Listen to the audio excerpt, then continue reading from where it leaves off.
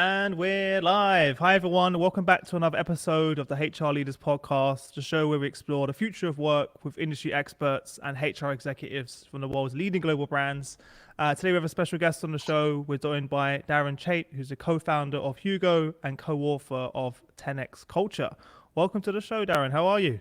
Good, Chris. Thanks for having me. Thanks for joining us. I know you've just got back from an event, right? Tell us more. That's right. Yeah. Tell us more. We were in Lisbon for Web Summit.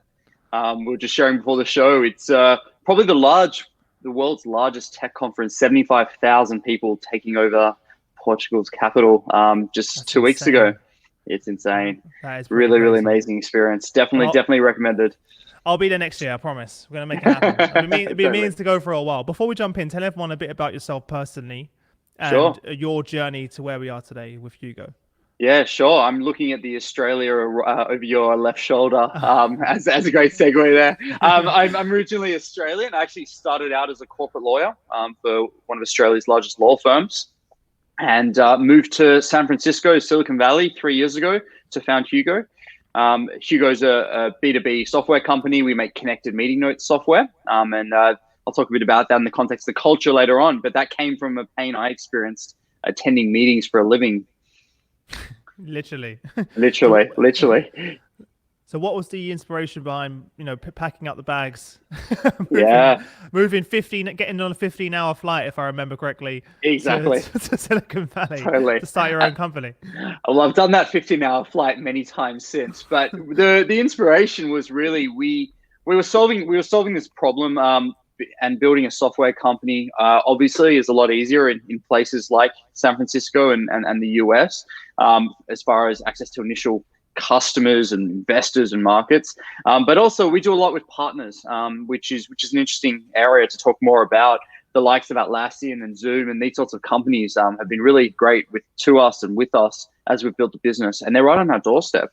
We can walk 3 blocks and be at their headquarters. So that for us made San Francisco a good choice. And everyone you meet is fighting the same battles. We're in a city, we're in a place full of people a lot like us who are facing the same challenges.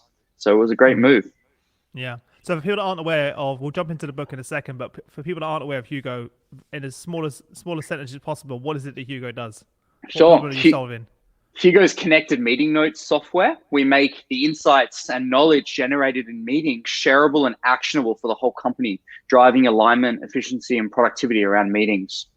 Boom, elevator pitch. You can hear I've done it once or twice before. Just a couple. Exactly. So we connected obviously because of the book, right? 10x Culture. What was the inspiration behind 10x Culture, and how did you collaborate with the other co-authors to make this happen?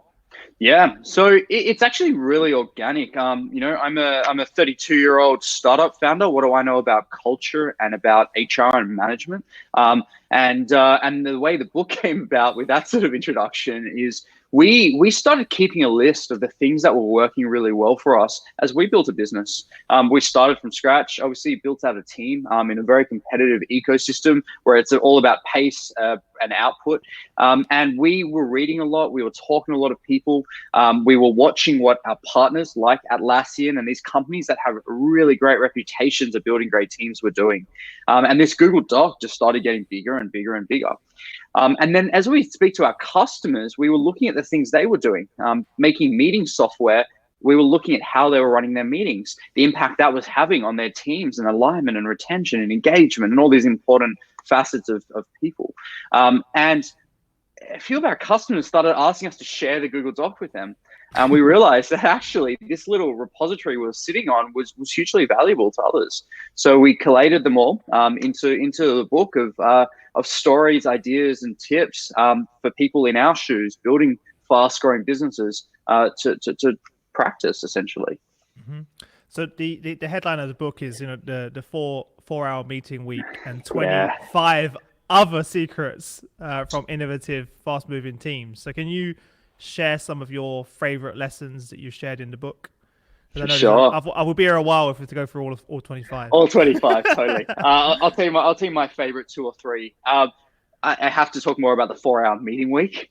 Yeah, sure, sure. Obviously, look, Tim Ferriss has made the 4-hour work week very famous. But at Hugo, we actually don't meet for more than 4 hours a week. That's 10% of typical working weeks internally. And the reason is we think meetings as a concept are broken. With respect to what's changed in the way we work. The workplace and the way we work is nothing like it was even 3, 4, 5 years ago. Remote is normal, distributed teams, the way we make decisions, the explosion of tools. The average company has 130 different bits of software powering it now. We're in a very different position. So why are we meeting the same way?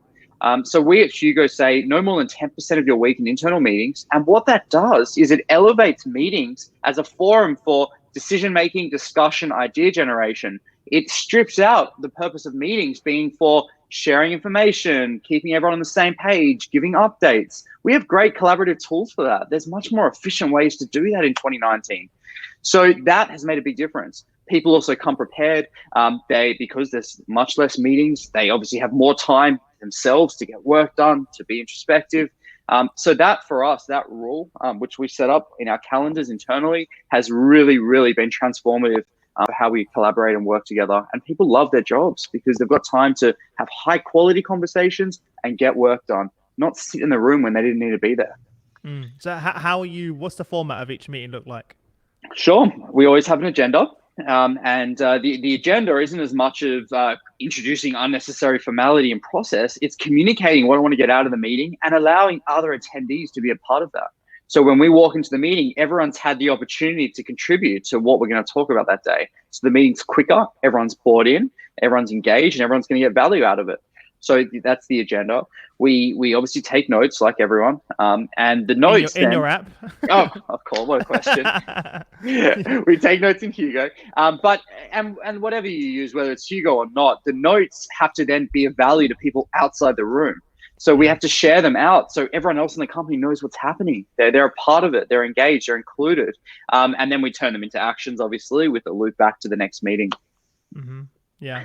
So that's the 4-hour meeting week. Totally, highly recommended. Honestly, I always think to myself, like my little yardstick is in my next company and the rest of my career, what are the practices and ideas that are going to be non-negotiable for me moving forward? And that's absolutely one of them.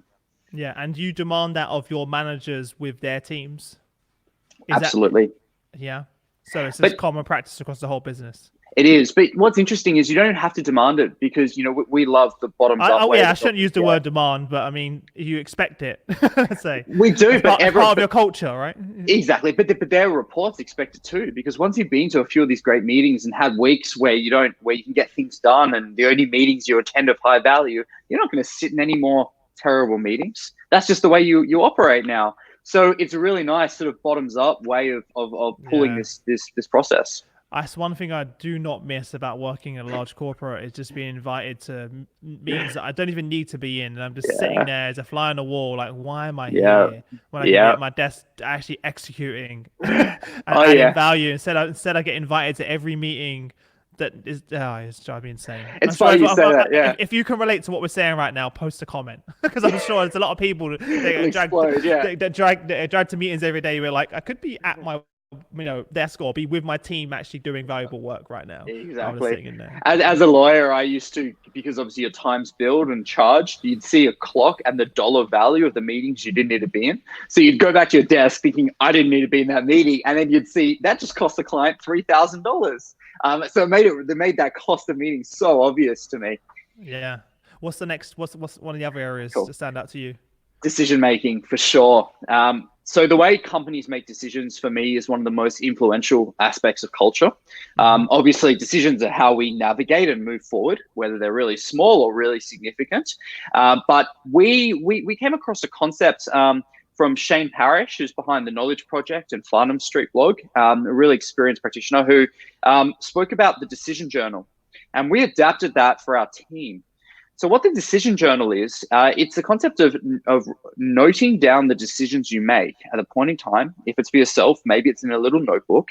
And for each decision, you write down the decision you made, the rationale, so why you made that decision, the expected outcome, what you think is going to happen, and a date to reassess. And the reason you do that is because it allows you contemporaneously, without that, revisionist history we're all guilty of, to look back, put yourself in the mindset of where you were when you made that decision and see what transpired to make better decisions. But we socialize that. We have that in one place for the whole team. And what that's been able to do for us is achieve shared consciousness. So if I make a marketing decision or a growth decision or an investment decision with the team, my engineers start to get a sense of how Darren thinks, how he makes decisions, what the rationale, what he's thinking about. And as a team, we start to get into each other's heads, think like each other, and we're able to make better decisions and relate to each other far better. So our shared decision log has been one of the strongest sources of alignment, better decision-making, and velocity. You move faster because I know what Chris is going to say here. Can anyone see that? So can anyone in your team see your decision log of why you've made that decision? Yep, they can. No matter what level they are in the company, whether they're a new. That's really cool. Yeah, that's really cool. Like, I'm thinking of so many scenarios now where I'm like, why did my boss make that decision? And it's normally because I am the boss. I don't need to justify why I've made a decision because I am your boss, right? You get so a lot of that happening in companies, and in larger organizations, I think that's even more important because you're kind of so far removed from the decision-making unit that you never really understand why these decisions are being made. To have a decision-making log is pretty cool. So how do you what does that look practically? So do you have do you do it within your app, or how does that work?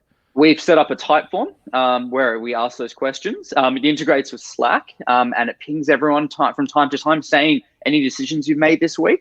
So we don't have this annoying process where, the CEO is coming and saying, hey, everyone, time to log decisions. You respond to it via Slack through you logs in Typeform. And then in our all hands every week, it surfaces the decisions that have been made. And of course, the decisions that were made a while ago that are due for review.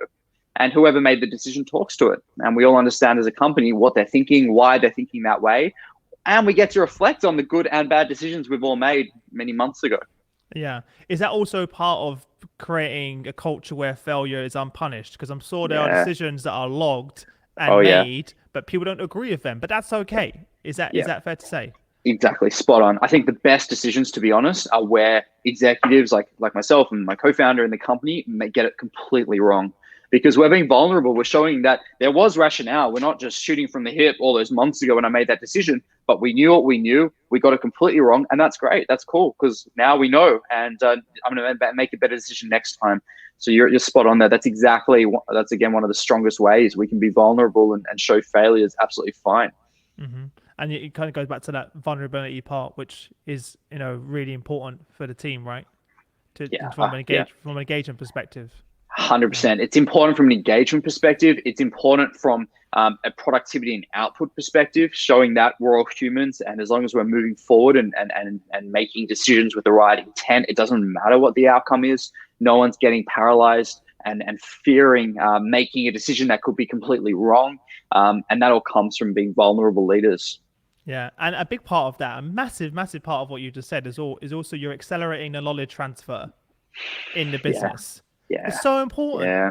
Yep. Immediately, you're making people, because again, the traditional hierarchy, knowledge is just stored here, right at the top. It doesn't filter but down to the business. And doing it this way, you're also accelerating the knowledge transfer throughout the organization, which is going to increase speed of delivery and innovation.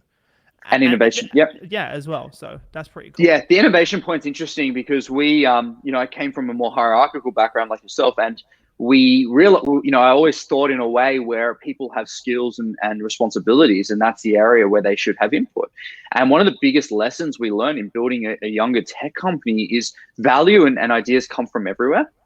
So we talk about this in the concept of the idea meritocracy a little bit, but I can't tell you how often an engineer's piped up and had some amazing marketing idea or some way to position something to our investors. And no one would ever have asked them before because it's not an engineering problem, but they think about things differently. We get that diversity of perspectives, and that's only possible with the knowledge transfer, with them having access to the insights and the decisions we're making. Yeah, I love that. I'm going to create using the same system in the way you put it together It's pretty easy Yeah. to put that together as Oh well, yeah. right? A I'm few gonna do minutes. that. Yeah. Ivan, who's listening, who's our producer, Ivan, you need to make that happen. There's Right. a decision right there. Your first decision. Make more decisions. Yeah, and the reason I made a decision you already know because Yeah. we just spoke about Exactly. it. Good stuff. So that'd be amazing, fantastic. Let's talk about let's carry on with this vein as well of leadership. Could you talk about how the use of language that you use shapes your reality, the language you use as a leader, how that shapes your reality? Yeah, sure. So language is really interesting. This is something I didn't think about at all. I learned this from a couple of our partners who have been very experienced in building teams. And as soon as we started experimenting with language, we saw pretty amazing results. So to introduce what I mean, with language, there's obviously as we know, when we're communicating, a lot of what we're saying isn't in the actual words. It's in the in between and the tone and the voice and that. And what we realized was that we can contribute to better ideas and better outcomes just by tweaking some of the words we're using. So a very famous principle is instead of saying no in an idea generating or team discussion situation, saying yes and. So rather than shutting a concept down or someone thinking down, accept it. And if you don't agree, add another layer on top of it, in addition to it, and not instead of it. And that's well known, the yes and way of doing things. But there's so many other principles around it. If you just think about the words you're choosing, the impact that has on your team, you'll see quite a different culture and feeling generated around particularly these team discussions. Mm-hmm. So we're very aware now of the language we're using. Very often, I will pull up a member of the team, not based on what they said in the meeting, but the way they said it. And little things like we give an example in the book. We don't talk as a support team about dealing with a customer. That's saying customers a problem. They often are. But if we're just talking about assisting the customer, enabling the customer, when that customer support rep goes to the customer, they're going and actually thinking about being helpful, notwithstanding the customer is a problem. And really small tweaks like that are really important. A lot of retail stores, Disney World, for example, has always spoken about their visitors or shoppers as guests. Again, that changes it. You're in my home, you're in my store. I want to be hospitable and welcoming. They're just people who are paying money for their goods and services, really.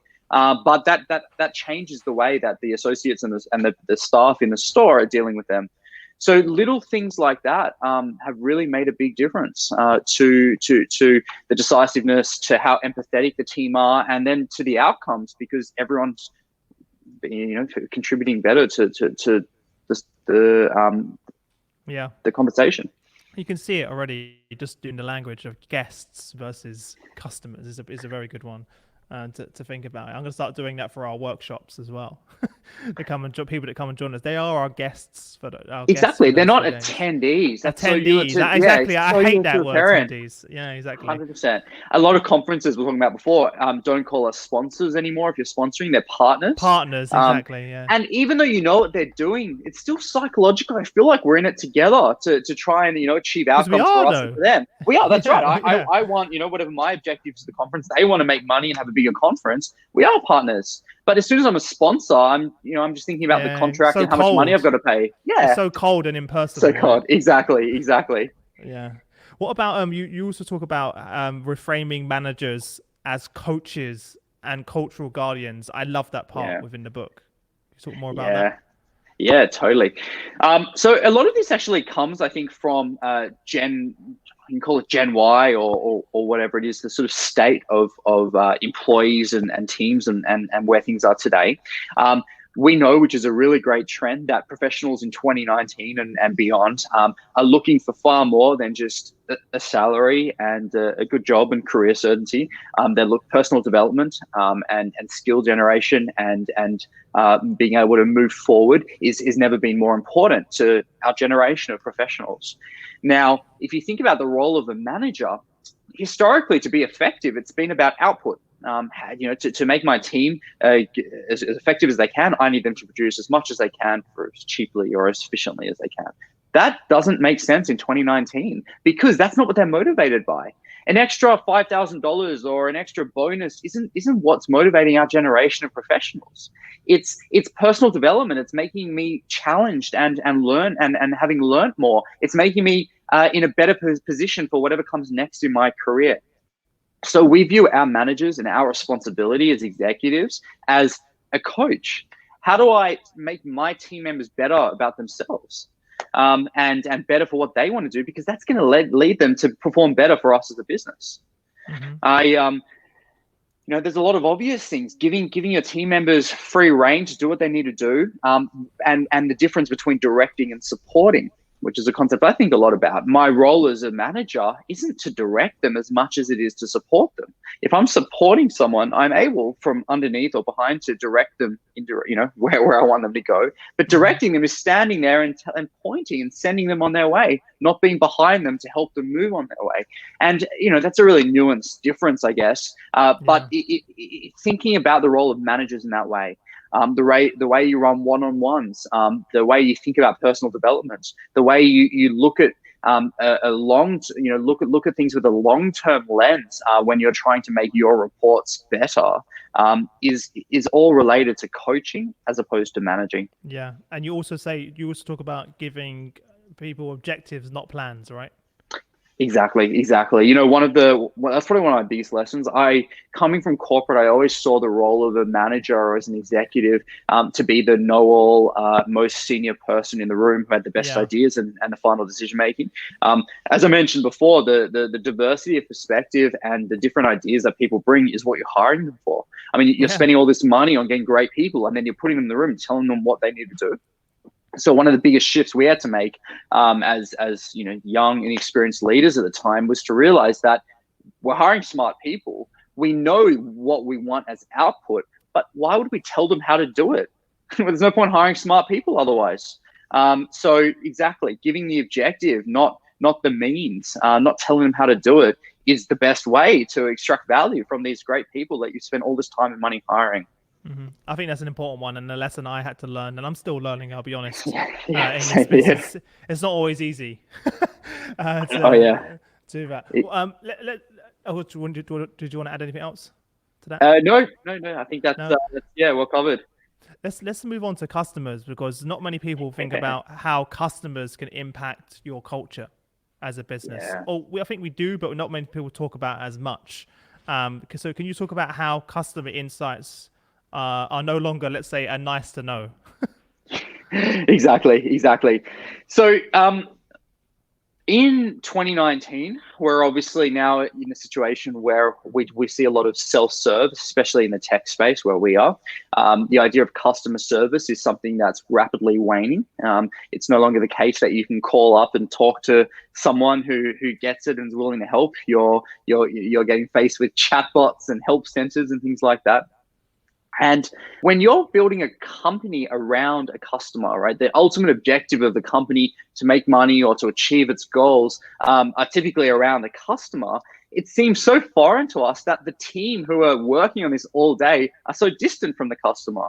How can I be, whether I'm a designer working on the next marketing campaign, whether I'm the CEO who's trying to direct the strategy for the company, whatever your role is, I'm never, ever talking to a customer, but that's why the whole company exists. So creating customer-centric companies is how you're building the culture to serve that customer, to the culture of building great things to be able to benefit that customer. So there's lots of easy ways to do that in 2019. We insist that everyone on the team deals with customer support from time to time to get in the shoes, to create that empathy, to know why they're doing what they're doing. What does that look like? Sure. So it's about giving everyone times that they need to take customer support. It's about socializing customer support conversations and customer meetings. We do that obviously with our product Hugo too, but there's other ways to achieve that. So everyone sees that feed of, this is what the customer said, this is what they wanted. It's about sharing customer interviews and bringing members of the team along to these conversations, even if on the face of it, it's not something they need to do, but so they can understand. And what that means is not only they're making better decisions, being more empathetic to the customer, driving forward the company's objective, but something we didn't think about is the engagement and motivation that follows. If I'm stuck in a back office role, I'm not stuck necessarily, probably the wrong word, but that's my job, right? You're critical to the company. I'm in finance. I'm in engineering. I'm doing something really important to the company. It's very easy to forget why you do what you do. That there's people on the other side of the market who are paying a lot of money, that are getting real value out of what you do. So how long can you stay motivated to fix that next bug, to pay that next check? But just a few minutes of exposure to the real world of the value people are getting from your business changes everything. Like if you think about in your workshops, you go to these workshops and you create such value and, change lives in some respect. We see it in action all the time, but not everyone does. Right. Yeah. But then exactly, you got members of your team who just know and see the finances coming through, or the testimonials coming through in a few words. Imagine if someone in your accounting function could come and sit at the back of an hour of a workshop and see people's lives being changed in some cases, right? I promise you now, they're going to have give the best work they've ever given. So that for us is why customer-centric organizations are so important, to create better outcomes for the customer and better outcomes for our team. Mm-hmm. Can tech touch be high touched? I think that's something you posted you wrote in the book. What do you mean by that? Sure. So in customer success and customer service, there's this big movement towards low touch or tech touch. So you have your high value accounts where you spend all the time, you fly out and meet them, you do quarterly business reviews, and then you have your lower value accounts that get an automated email every week. We're getting more and more of that though as well, right? Because I sometimes even get frustrated. I'm like, I want to talk to a human. Oh, exactly. But their algorithm has said, sorry, Chris, you're only worth $10,000 a year to us. We need to reserve our expensive team members to talk to people that are worth $100,000 a year. What's the impact of that on the culture? Yeah, exactly. Completely commoditizing your customers in that way, looking at it from such a utilitarian sense in that, sorry, you don't meet this criteria. What we're saying is it's so easy with technology. I mean, look how many times in this short conversation I've spoken about tools, many of which are free, to implement these practices. Like, before with the way we run our decision log, the way we share our meeting notes. The same goes for customer interface. We use automated emails to start conversations. So I don't need to remember to check in on Chris. We'll use software to see what you do in our app, trigger an email to Chris from my inbox. Your reply will come into my inbox and we can start a conversation. We've just now saved me half the time of starting that conversation. We have automated rules that share. What do you use for that, by the way? What do you use for your email marketing to trigger those emails? We use a mixture of Customer IO and Autopilot. But there's HubSpot does it well, Marketo. There's so many great tools. So many of them start super cheap. The same goes for Slack. We use Slack very heavily in the organization for chat, because chat is a good way of communicating, but also because we can integrate all the other sources of information. In the same place. So every time I have a customer conversation, if we had an investor conversation yesterday, I can share the notes with the team so they feel like they're a part of it. So these tools mean that we can do it in a really lightweight tech way with the same high touch benefit that human relationships provided previously. Mm-hmm. We've already gone through meetings already. I think the other area you talk about is talent, and then the people that make up a 10x team. Can you talk about that? Yeah, recruiting and finding the right talent and culture fit are some of the hardest concepts, and I know you talk about this a lot on the show. I've listened to a bunch about this and learned a lot. So no one's got all the answers, and we haven't got it right. I think the best lessons for us in building that 10x team have been a few things. One is hiring generalists, especially in the early days. So one of the difficulties in hiring people that are so specialized is that they don't look or think outside the realm of what they do. So firstly, of course, adaptable businesses are key to success, where, we might build a team focused on this particular problem, delivering great workshops. But we realize now that social and live video is a really great way to interact with our audience. But these people are only good at delivering live workshops, say. Now we're stuck because we can't take the business where we want to go. So finding generalists in that way, but also generalists in terms of diversity of thought and perspective. I think one of the challenges of hiring exclusively in Silicon Valley is you end up with the same sort of people from the same socioeconomic background, the same gender, unfortunately, in many cases. And then when we're having a great discussion where we're trying to relate to our customers or the strategy of the business, I don't want 5 me's. I want people from all walks of life who look at things completely differently. So we optimize for that generalist, for that diversity of perspective, where people look at things differently, not like us. The other thing we do is we optimize for people who can communicate in different forms. We don't want the people that are great in meetings and loud and proud and great for that conversation, but can't listen, can't do well chatting, can't do well on the phone or face to face, and etc. So we mix the format of our recruiting process. The first step when you apply for a job at Hugo is to send us a video talking about something you're passionate about. So in product marketing, that might be your favorite bit of software. In engineering, it might be your favorite language. So we get to know you that way. We then have formal interviews, we have coffees, we have lunch together, mixing up the format to try and get to know people through those different forms. That's very effective. Is part of that format also not excluding people? Because as a imagine if you're an introvert and the first thing you have to do is do a video. That's pretty intense. It is, but it's not complete. We're not then looking at the video and deciding that person's not a fit. We're understanding that. You still said that you're going to have a coffee with them, and exactly. You still have the opportunity. That's right. And it depends on the role too. In fact, if I have an engineer who is an unbelievable person on camera, who's so confident and successful in that, I'd start to think to myself, maybe they're not the right fit for individual contributor work, right? And then you have a coffee and you see how passionate they are about software, and and then you realize that this is great. So it's about getting that picture of someone's personality and perspective, not testing or evaluating them in each of them. Yeah. But typical interview processes only test one aspect of that, which is face-to-face, over a table. How do you go about measuring culture fit? What are some of the things that you do? Because that's always a tough one and highly debated. Totally. I think the way to test culture fit is a bit of what I mentioned, mixing up the format of conversation. So looking socially, which might be that coffee or lunch, looking professionally under pressure, looking at them individually. So that's one. Obviously, trying to maximize contact with the team, so different people can look at it from different perspectives, and also for the applicant too. They want to make sure that they fit, and I'm one personality, exactly.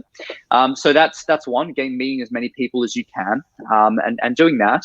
And then just having great conversation away from the job. I see recruiting as two things. One is skills and experience. That's easy, or the easier half.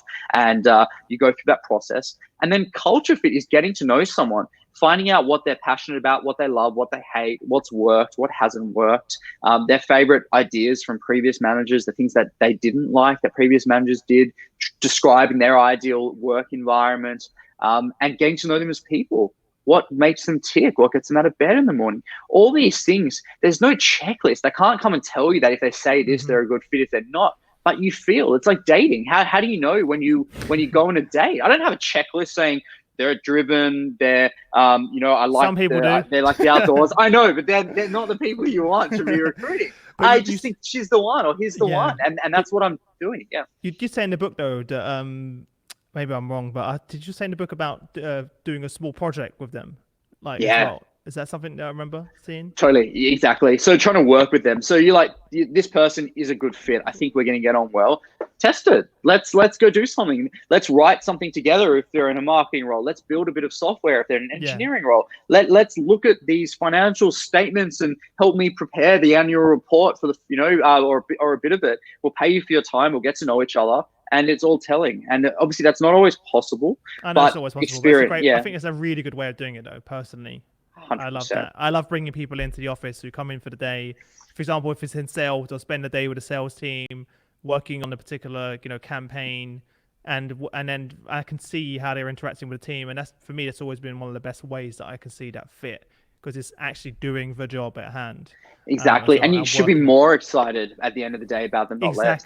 Exactly. Because normally when you hire someone, your greatest point of excitement in about that person is when you hire them. We want people that I'm going to get to know and be more excited about over time. So as you spend time with them, it should go that way. In one of the Jacks in the LinkedIn said, how does your software handle and follow up with action items? Sure. So we do that through integrations. We know that the average company uses 130 different bits of software, and 90% of them are for one department. sales, HR, marketing, etc. So Hugo integrates with all your tools. So as an action item comes up, you go and send that out to the tool where it's relevant. So that might be Trello, Asana, your CRM, Jira, wherever work's getting done. The action items are created in that downstream tool, and the status of them is kept in the meeting note. So it's easy to follow up. It's easy to make sure it actually gets done. I'm not transposing action items after the meeting into the relevant tools that everyone's using. It's directly from your notes. So basically, and also if I'm operating in multiple places, at least it comes back to one source. Exactly. We're gluing it all together with the meeting as the central source. So you're like the in-between man, woman. In between people, exactly. Yeah, but to make it actually make sure that the items get actioned, that's the main thing, right? And it's all in one place. Okay, I hope that answers your question as well. What about we're seeing more and more with remote work, right? How do you bring those people working remotely into your culture? Right, we're not necessarily working in the business, right? But they're a fundamental part, and we're seeing more and more now. And it's only going to get bigger, the gig economy, etc.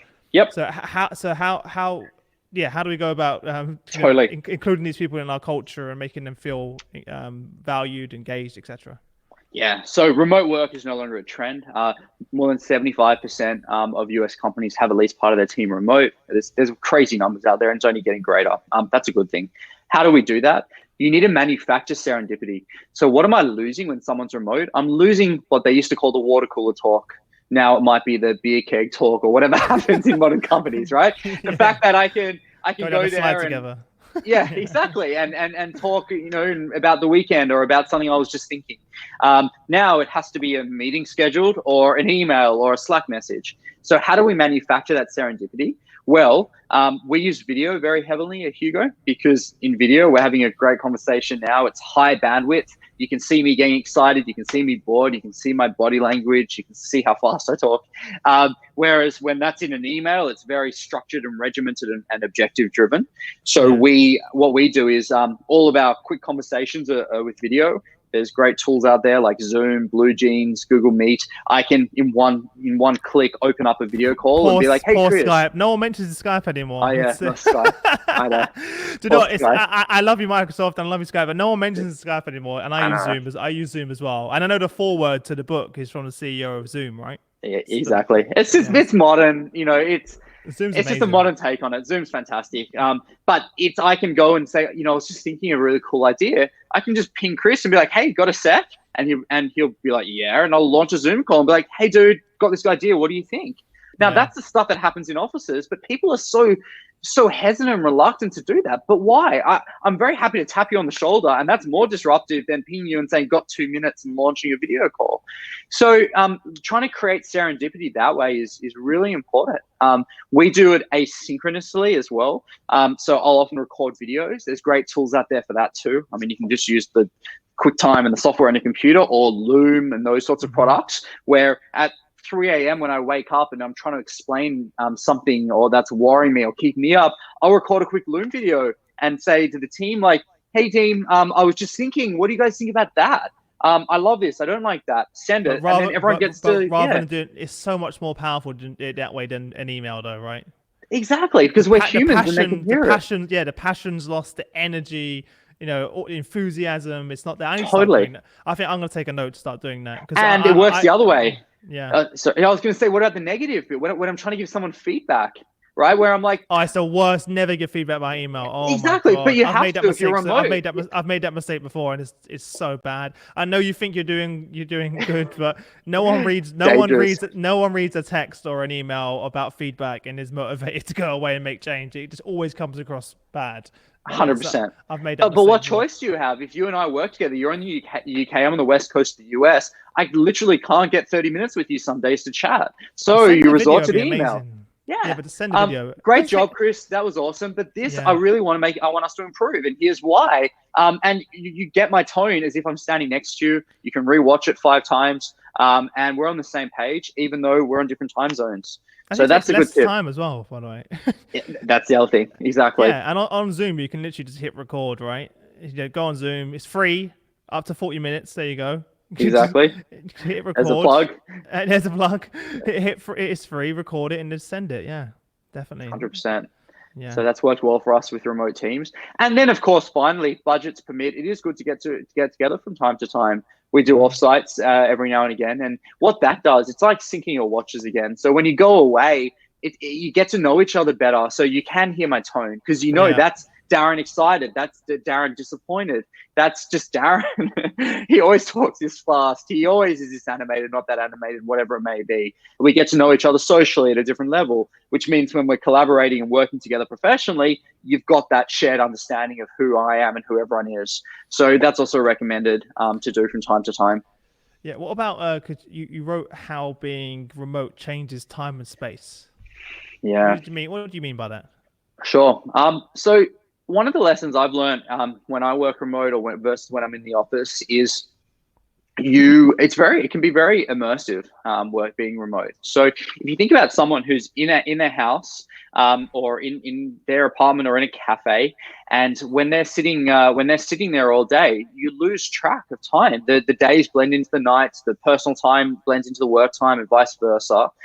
It's very easy for to lose perspective of what you're doing at work, to have a clean mind, to be able to stop, think about things clearly, not to be eating dinner while you're trying to still finish this work, while you're trying to do the washing, so you're not doing anything well.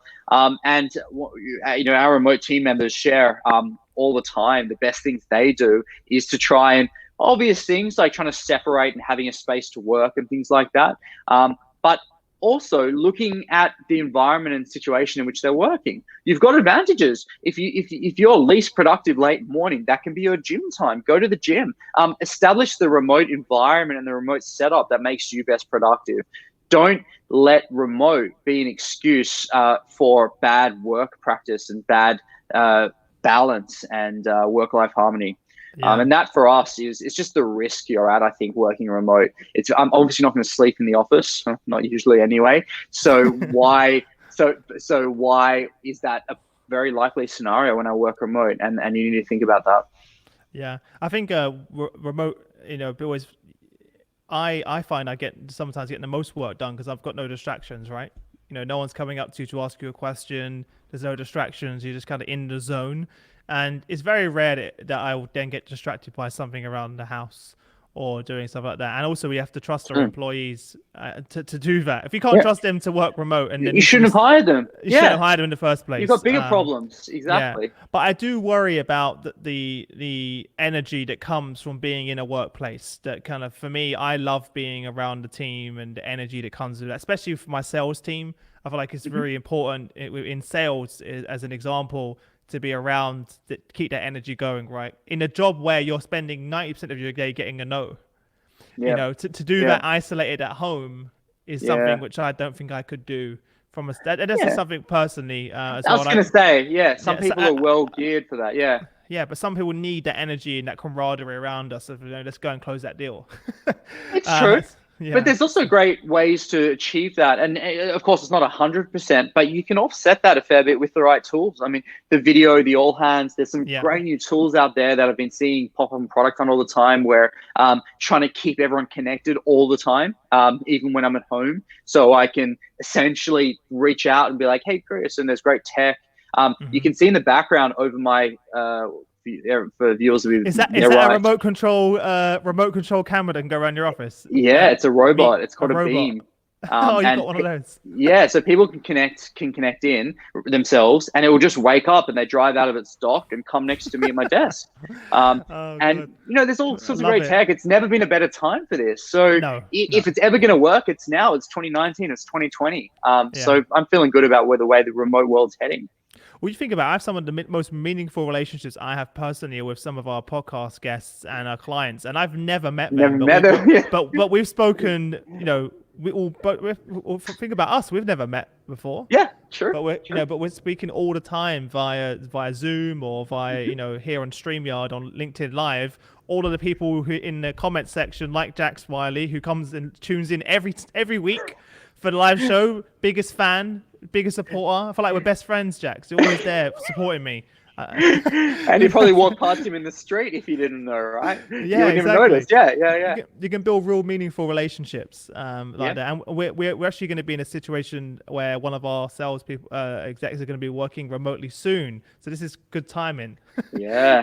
As well. It's a new experience for us as well. But before we wrap up, if there's sort of and I think everyone's agreeing with what you're saying, and there's a lot of steps that you've and actionable advice that you've mentioned along the way. But if there's sort of one thing that you would recommend for everyone in terms of getting started, what would those steps be?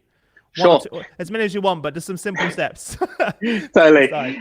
So Just in general, culture is a bit of a dangerous word. I think it's the case that it's got a bit of it's a buzzword in HR and management, as we know, massive buzzword. And we were really hesitant to call the book anything with culture in it. And I think the reason is, I'll tell you perfectly. At Web Summit last week, someone comes up to me and they'd read the book and they said, "This is so great, and it's such good time to read the book because we're about to redo our culture." And I burst out laughing. It was probably a bit rude, actually. Redo your culture. I'm like, it's not your living room. Like, I'm about to repaint, and all of a sudden, everyone's going to look at things completely differently, and we're going to interact in a different way.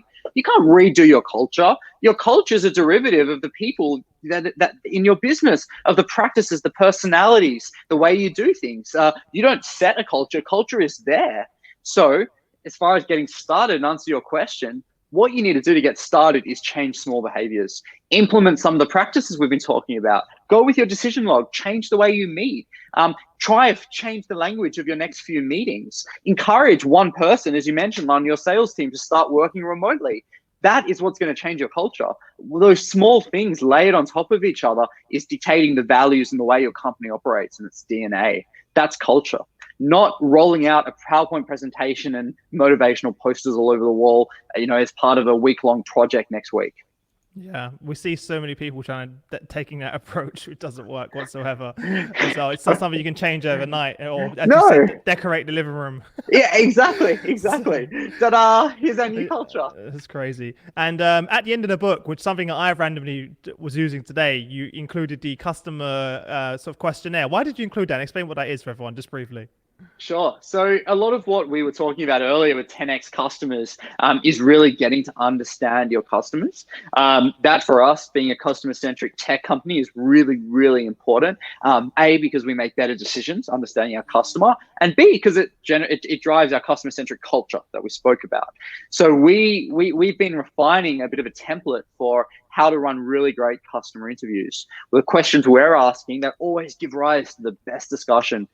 So we thought we'd share it. So at the end of the book, you can see there, and you can download a copy of it too. All the questions that we recommend in getting to understand your customers and driving the right decision making and that customer centric culture I keep talking about. Yeah, I love that. And I said to you earlier, just before we jumped on, we were going through that process right now with our customers, and it was like perfect timing. It was like, you give me all the questions that I need and the entire structure. So it's pretty cool. Good to hear. And am I correct in saying that people can head over to your website and get a digital copy of the book? Yeah, so that's right. If you go to hugo.team, which is our website /10x. I'll post it in the LinkedIn comment section for everyone right now. At the moment, you can get a free copy of the book. At the moment, is it limited time only? Well, on Amazon, the book and the Kindle copy is for sale. But we decided, because we've had a few of these great conversations, that you can download a copy free on the website. So don't know how long that'll last. Go now, guys. Go now. I don't think I was even supposed to tell you guys this. I'm probably in trouble right now for even telling you this. I just saw it on the website sneakily. I was like, oh man. There goes that copy budget. Thanks, Chris. It's a special exclusive for HR leaders. Guys. Exactly. I've already posted the link in the comment section, so there's no going back. I'm sorry. So grab a copy now, guys, whilst it's still free. Make sure you do. Totally, I've got my copy right here, as you can see. Oh, there it is. It's right near your Australia number plate. Perfect. Exactly. Well, look, thanks so much for taking the time out to join us. Before we part ways, what's the best way for everyone to learn more about you guys and also connect with you if they have any questions? Sure. So on our website, www.hugo.team, TEAM. You need to get an HRDleaders.team, by the way. .com is not for what we do. Hugo.team. You can follow me on Twitter, Darren Chait. You can see the spellings underneath there. And reach out on LinkedIn. I love having these conversations and very happy to keep the conversation going. Nice. Well, thanks to everyone who tuned in on a Friday afternoon. I know you're all like, all right, I'm going to go to the pub and have a drink now. Yeah, But that's right. appreciate you taking the time out to join us on the show. Thanks so much, Darren, for sharing your journey and experience. Love what you guys Likewise. are doing as well. If you enjoyed the episode, guys, as always, please like, comment, and share. Support us by doing that. We really, really appreciate it. We want to share all this knowledge and experience and impact as many people as possible. So please take a second to do that. If not already subscribed, head over to hrdleaders.com/subscribe, and you can subscribe by your favorite platform there. Apart from that, enjoy your weekend, and we look forward to seeing you all next week. Thanks a lot again, Darren. Bye. Thanks again. Bye. See ya.